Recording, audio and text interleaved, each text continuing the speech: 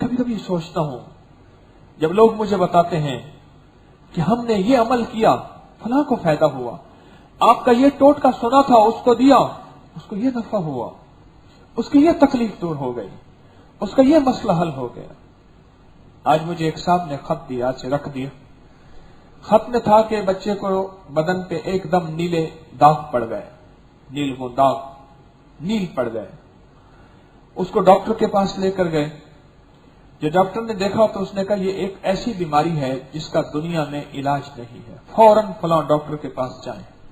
اس کے پاس گئے، پھر ایک اور کے پاس، بڑے بڑے ڈاکٹروں کے پاس، انہیں کہا اس کا کوئی علاج نہیں ہے، اس کے لیے ہمیں بڑے بڑے ٹیسٹ ہیں وہ کریں گے، پھر سوچیں گے اس کا سارا خون تبدیل ہوگا، جسم کا یہ حصہ چینج ہوگا، یہ حصہ ہوگا۔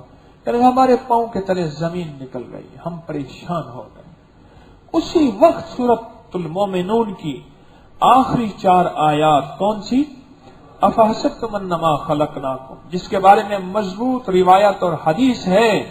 حضرت عبداللہ بن مسعود رضی اللہ تعالیٰ عنہ کی مفہوم ہے کہ بس جب میں نے اس مریض پہ پڑھ کے پھونکا، تو حضور نے، وہ مریض اٹھ بیٹھا تو حضور نے پوچھا کیا پڑھا؟ تو عرض کیا یا رسول اللہ صلی اللہ علیہ وسلم یہ آیت پڑھی، تو آپ نے فرمایا مفہوم ہے، اگر کوئی بندہ یقین کے ساتھ پہاڑ پہ بھی پھونکے تو پہاڑ بھی راستہ دے دے، پہاڑ بھی ہٹ جائے اور پہاڑ بھی راستہ دے دے، یقین کے ساتھ۔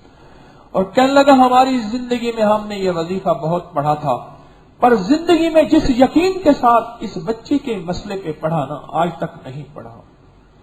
افحسبتم اور اذان کا عمل مسلسل پڑھا، دن رات پڑھا۔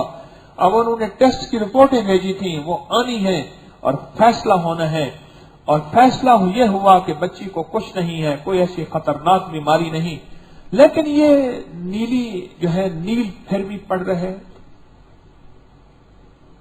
اور اب ہم مطمئن ہیں